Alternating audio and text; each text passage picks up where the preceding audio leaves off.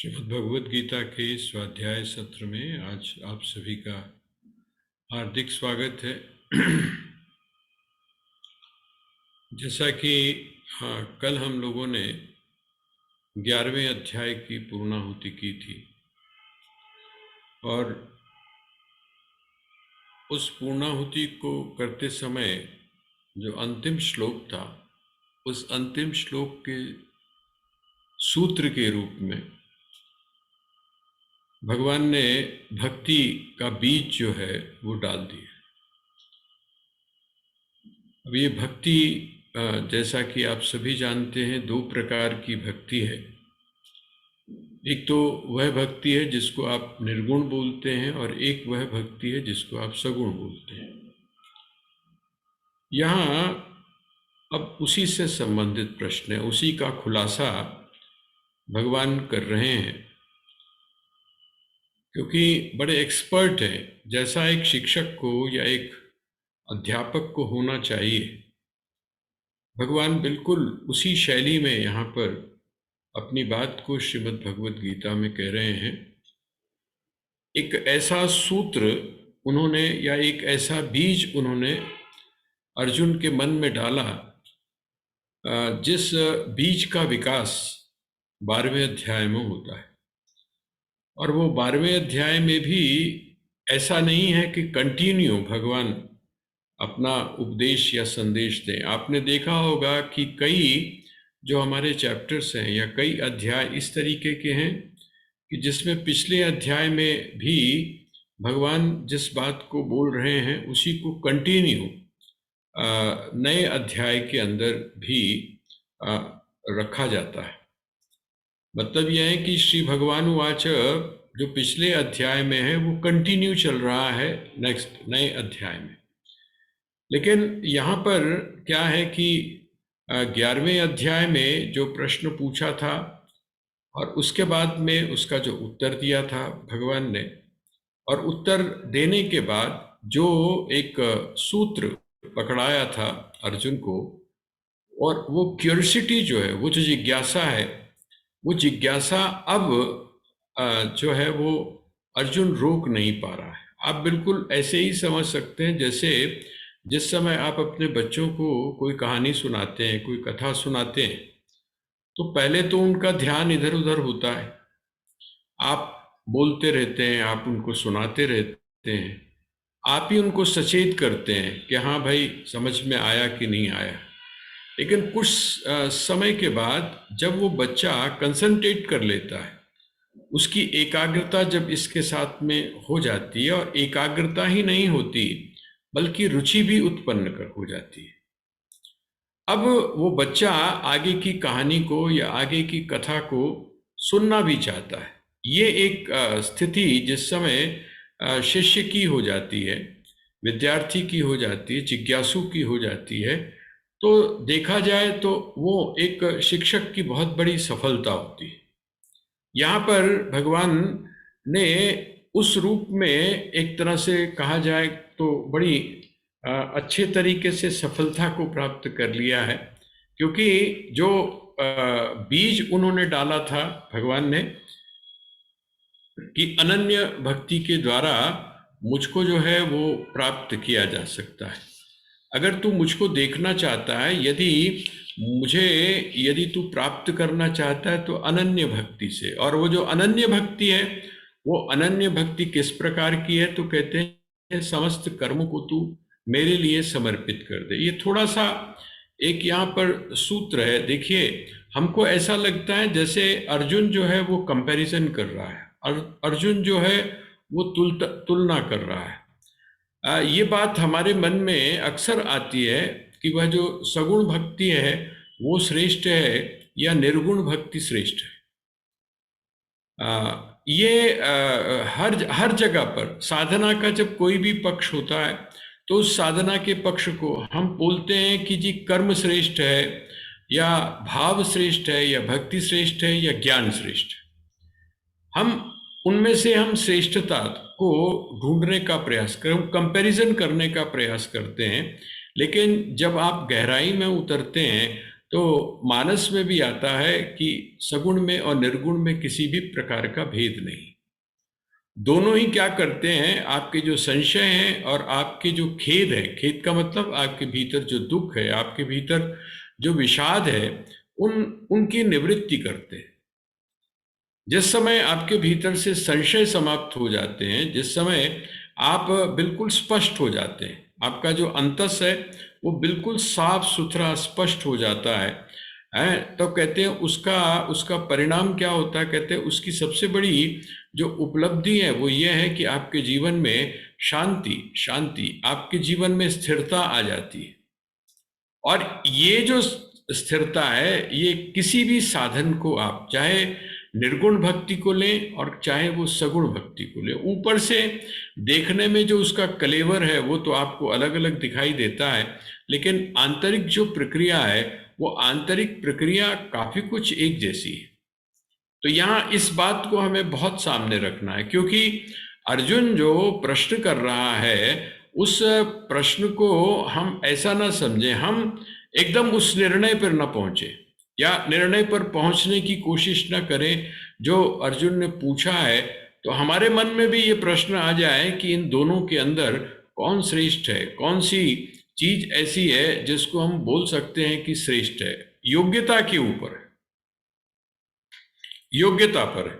योग्यता का मतलब क्या है? योग्यता का अर्थ यह है कि आपकी एबिलिटी क्या है, आप में पात्रता कितनी है, क्या आप पात्र हैं। यदि आप पात्र नहीं हैं तो जिस चीज के आप पात्र हैं उसको आप स्वीकार करें, और जब आप उस चीज को स्वीकार करते हैं तो फिर उसका परिणाम क्या होता है? उसका परिणाम ये होता है कि आप अगली क्लास के लिए अपने आप को तैयार कर लेते हैं। तो वहां पर कंपैरिजन, अब जैसे कोई आपसे पूछे कि प्राइमरी श्रेष्ठ है या हाई स्कूल श्रेष्ठ है, या कोई आपसे पूछे कि ग्रेजुएशन श्रेष्ठ है, इसमें श्रेष्ठ कौन है?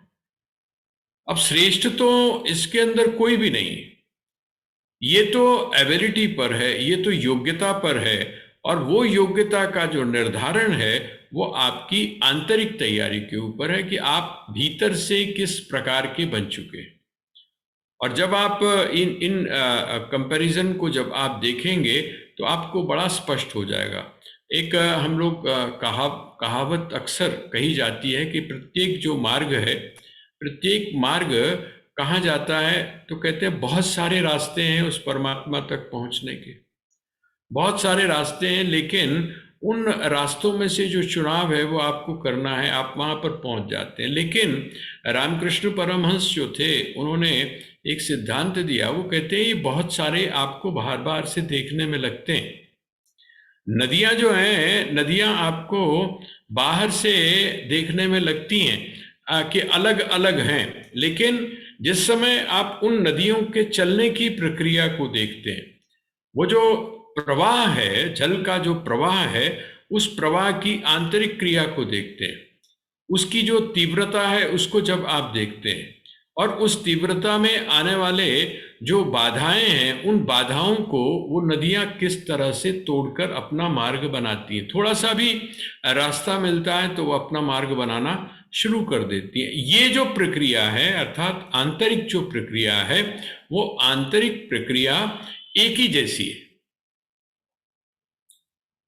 बिल्कुल। आप स्वामी राम का एक जो ये कथन है कि जो आध्यात्मिक नियम है, आध्यात्मिक नियम जो है, आप लोगों को अवसर मिले तो स्वामी जी की एक पुस्तक है व्यावहारिक वेदांत, उस व्यावहारिक वेदांत को आप पढ़कर देखिएगा। उसके जो शुरू का ही जो चैप्टर है उन्नति का मार्ग, उस उन्नति के मार्ग में आप देखेंगे कि स्वामी जी ने कुछ जो वैज्ञानिक जो सिद्धांत है, वैज्ञानिक जो नियम है, अलग अलग जो विज्ञान है, वहां से नियमों को लेकर, वहां से सिद्धांतों को लेकर और जीवन की साधना के साथ में जोड़ा है।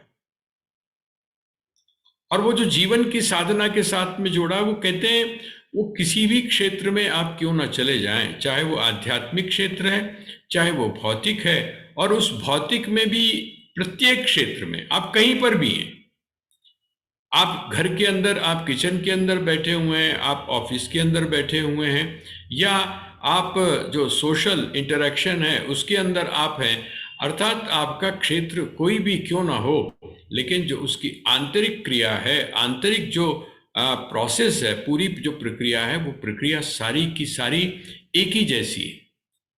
हमें समझ में नहीं आता है जब कोई ये कहता है, और खास करके स्वामी राम कहते हैं कि एक पुजारी भी अगर अपनी पूजा में सफल होता है तो वो उन्हीं नियमों को अपनाकर सफल होता है जो एक स्पोर्ट्समैन होता है। और एक जो स्पोर्ट्समैन है उसकी प्रक्रिया सफल होने की, और यहाँ तक कि एक जो चोर है वो चोर भी अगर सफल होता है तो आंतरिक रूप से दोनों की जो एबिलिटी है, आंतरिक रूप से वो गुण, जिन गुणों के कारण वो सफल हो रहा है, वो सारे के सारे एक ही जैसे हैं। सीक्रेट ऑफ सक्सेस जो स्वामी जी की पुस्तक है उसको आप पढ़ेंगे तो आपको बहुत स्पष्ट हो जाएगा।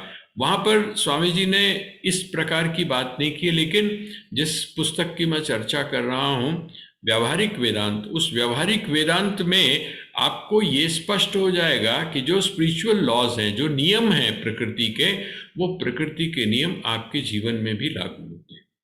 तो यहाँ पर बस यही हम अपना ध्यान रखें इस 12वें अध्याय को पढ़ते समय। आमतौर पे लोग क्या बोल देते हैं कि जी भक्ति बड़ी सरल है,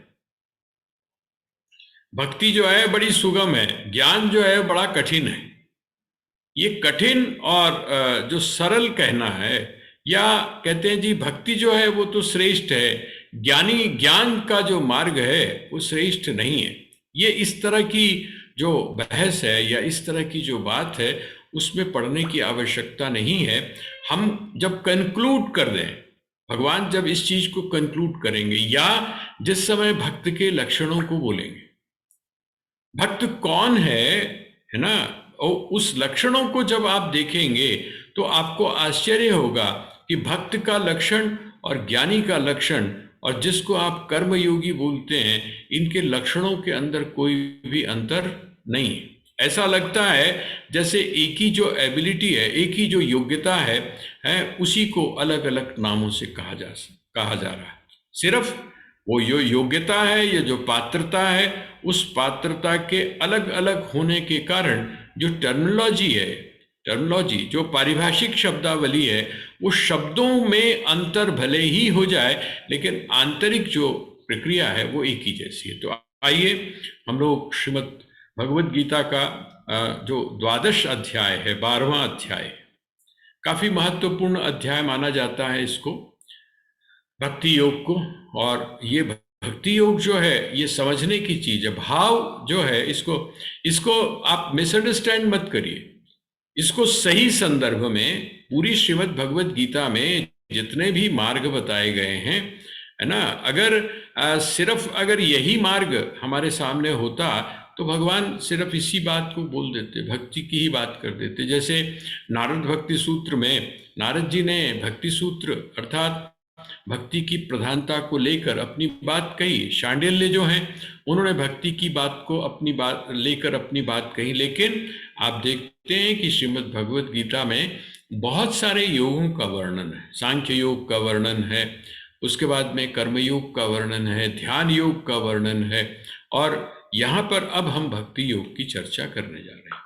तो आप श्रीमद् भगवद गीता की जो समग्रता है, श्रीमद् भगवद गीता पढ़ते समय हमको अपनी दृष्टि जो है वो समग्र रखनी है।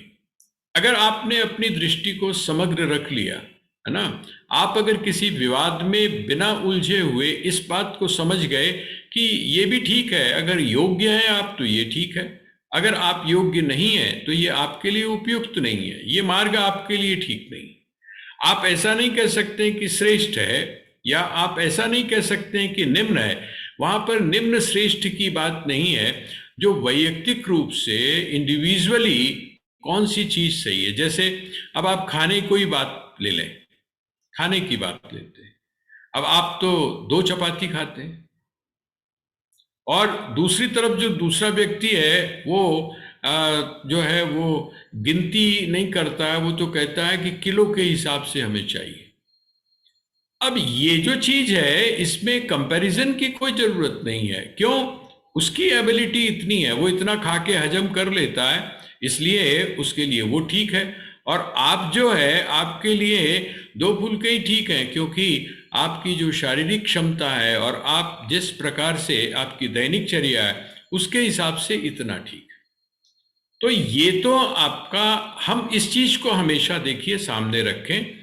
और ये जैसा प्रश्न किया है, इस प्रश्न को लेकर आप, आपके मन में भी कोई पूर्वाग्रह आ जाए और आप उसी दृष्टि से सोचना शुरू कर दें तो वो उपयुक्त नहीं है। ये अध्याय जिस समय पूरा हो, कंक्लूड हो जाए जिस समय, तब हम फिर उसके बाद में इसका जो पिछला विवेचन है, वो क्या, जो प्रश्न पूछा था उसका वास्तव में उत्तर क्या है, कंक्लूजन क्या है, भगवान ने क्या बात कही, ये हमारे सामने वहां पर स्पष्ट हो जाएगा।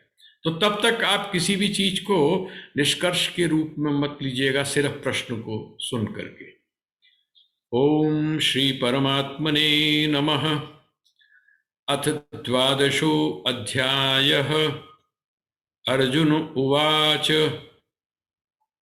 एवं सततयुक्ता ये भक्तास्त्वां पर्युपासते ये चाप्यक्षरमव्यक्तं तेषां के योगवित्तमाः। ये पूछ रहे हैं कि ये जो आपने अभी पहले बात कही, अर्थात 11वें अध्याय के अंतिम श्लोक में एक बात कही, ये बात मत कर्मकृत मत परमो मद भक्तः संगवर्जितः निर्वैरः सर्वभूतेषु यह समामेति पांडव। वो कहते हैं आपने ये जो एक कंक्लूजन दिया कि जो इस प्रकार का, इन लक्षणों से जो युक्त है वह व्यक्ति क्या है या वह भक्त क्या है, वो मुझको जान पाता है, मेरे दर्शन कर पाता है, मेरा साक्षात्कार कर पाता है। वो कहते हैं एवं सतत युक्ताय भक्ता त्वाम पर्युपासते। सतत युक्त, सतत युक्त मतलब सदैव, सदैव लगा हुआ। जो सतत युक्त का अर्थ क्या है कि जो हमेशा लगा हुआ है, प्रत्येक क्षण। देखिए यहां पर अब देखिए हमारी जो एक मान्यता है, हम लोग सतत नहीं है। ये जो सतत शब्द है, मैंने पहले भी आपसे निवेदन किया था कि ये सतत शब्द अपने आप में बहुत महत्वपूर्ण है। सतत का मतलब क्या होता है, आप हमेशा लगे हुए हैं। हमेशा का मतलब रोज आप 1 घंटा करते हैं, ये सतत है। ये सतत नहीं है। सतत का मतलब यह है कि आप जो भी कर्म कर रहे हैं, हमेशा आप प्रत्येक क्षण, प्रत्येक क्षण आप परमात्मा के साथ अपने आप को जोड़कर चलें। और जिस समय आप प्रत्येक क्षण परमात्मा के साथ जोड़कर चलते हैं, इसका मतलब क्या हुआ, आपको कभी भी विस्मरण नहीं है, अभ्यास नहीं है, जानकारी नहीं है, ज्ञान का वो नहीं है, हमारी आंतरिक स्थिति उस प्रकार की नहीं है। तो हो सकता है कि हम कभी विस्मृत हो जाएं, हो सकता है कि हम कभी भूल जाएं। और वो जो विस्मरण है, तो वो कहते हैं वो विस्मरण कभी हो सकता है, लेकिन जो सच्चा भक्त है वो क्या करता है, जिसको आप सच्चा भक्त बोलते हैं, वो क्या करता है, सतत सतत करता है। ऐसा नहीं करता है कि 1 घंटा उसने सुबह कर लिया और 1 घंटा उसने शाम को कर लिया और उसको करने के बाद में वो क्या सोचे कि मैं भक्त हो गया। ना, भक्त नहीं है वो। इसीलिए यहाँ पर जो प्रश्न पूछा गया है वो सतत है। सतत का अर्थ क्या है, सदैव, सतत युक्ता, हमेशा लगा हुआ।